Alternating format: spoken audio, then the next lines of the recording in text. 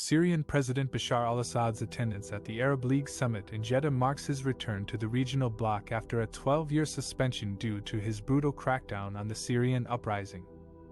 Assad was invited by Saudi Arabia and the United Arab Emirates, two countries that have been at odds with him over his role in the Syrian conflict and his alliance with Iran. His participation in the summit has sparked controversy and opposition from some Western countries and Arab states, who accuse him of committing war crimes and human rights violations against his own people.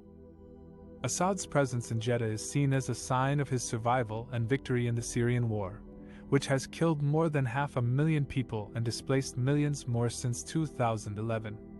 It is also seen as a pragmatic move by some Arab countries to re-engage with Damascus and limit Iran's influence in the region. Saudi Arabia and the UAE have argued that the Arab world has to accept the reality of Assad's rule and try to influence him through dialogue and cooperation.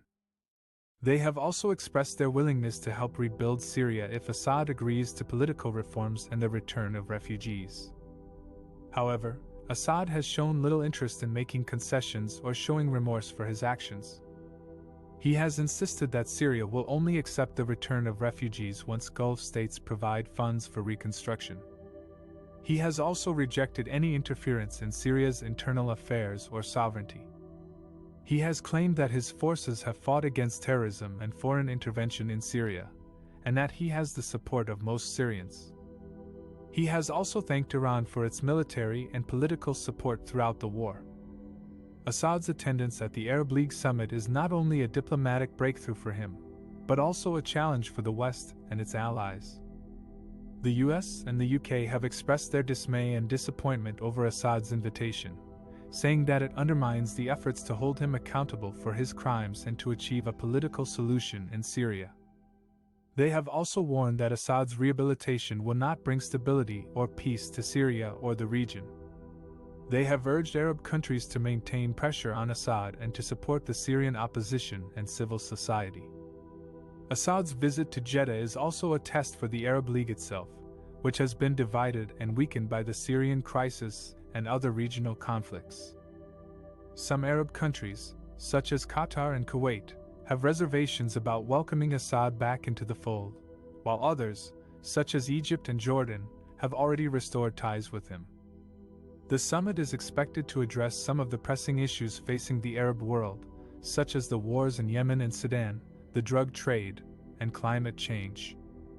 However, it remains unclear whether the summit will produce any concrete outcomes or resolutions, or whether it will simply be a symbolic gesture of Arab unity. One of the most striking developments in the Syrian conflict is the change of attitude of some Arab countries towards President Bashar al-Assad.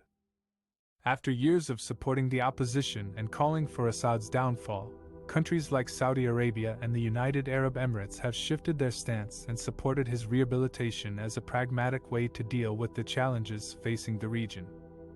What are the reasons behind this shift? There are several factors that have influenced the Arab countries' decision to normalize with Assad.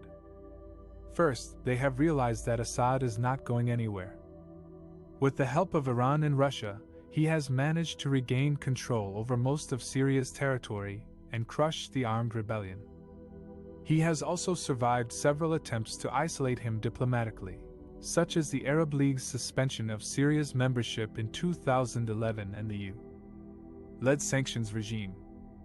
Assad has proven to be resilient and adaptable, and his opponents have failed to present a viable alternative. Second, they have grown concerned about Iran's influence in Syria and the region. Iran has been Assad's main ally since the start of the conflict, providing him with financial, military, and political support. Iran has also expanded its presence and network in Syria, deploying its own forces and proxy militias, such as Hezbollah and Iraqi groups. The Arab countries see Iran as a threat to their security and interests, and fear that a prolonged Syrian crisis will only strengthen Iran's position. Third, they have faced other challenges that have diverted their attention and resources from Syria. These include the rise of ISIS and other extremist groups, the war in Yemen, the rift with Qatar, the protests in Iraq and Lebanon, the COVID-19 pandemic, and the economic downturn. The Arab countries have realized that they need to prioritize their own stability and development, and that continuing to oppose Assad will only drain their energy and money. Fourth, they have sought to improve their relations with Russia, which is a key player in Syria and the region. Russia intervened militarily in Syria in 2015, tipping the balance of power in favor of Assad. Russia has also used its veto power at the UN Security Council to shield Assad from international pressure and accountability. The Arab countries have recognized that Russia has a vital role in any political solution in Syria, and that engaging with Assad is a way to engage with Russia. Fifth, they have hoped to benefit from Syria's reconstruction and reintegration into the Arab world. Syria is a large and strategic country that has been devastated by war and sanctions. It needs billions of dollars to rebuild its infrastructure, economy, and society. The Arab countries have seen an opportunity to invest in Syria's recovery and gain influence and leverage over Assad. They have also wanted to restore Syria's role as an Arab state that can counterbalance Iran's influence. These are some of the reasons why some Arab countries, especially Saudi Arabia and the UAE, have shifted their stance on Assad and supported his rehabilitation as a pragmatic way to deal with the challenges facing the region.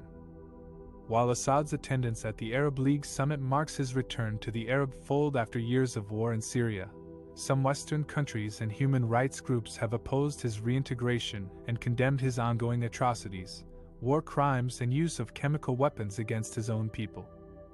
The US and the UK have expressed their objections to Assad's rehabilitation, saying that he has shown no remorse or willingness to change his brutal behavior. They have also pointed out that he remains subject to international sanctions for his violations of human rights and international law. Human rights groups have also denounced the Arab League's decision to welcome back Assad, calling it a betrayal of the millions of Syrians who have been killed, displaced, and tortured by his regime. They have urged the Arab states to hold Assad accountable for his crimes and to demand concrete steps towards a political transition and justice for the victims. Assad has not only defied the international community by crushing the pro-democracy uprising that started in 2011, but he has also used chemical weapons against his own people on several occasions, most notably in 2013 and 2017. The UN has confirmed that his forces have carried out at least 33 chemical attacks, killing hundreds of civilians and injuring thousands more. Assad has also committed countless war crimes and crimes against humanity, including indiscriminate bombing of civilian areas, besieging and starving entire towns, detaining and torturing tens of thousands of people, and executing thousands of prisoners in secret prisons. According to the Syrian Network for Human Rights, more than 230,000 people have been killed by Assad's forces since 2011, while more than 130,000 remain forcibly disappeared. Assad's reintegration into the Arab League is not only a slap in the face of the Syrian people who have suffered under his tyranny, but also a dangerous precedent that undermines the principles of human rights and international law. It sends a message that dictators can get away with murder and that the Arab world is willing to turn a blind eye to their crimes.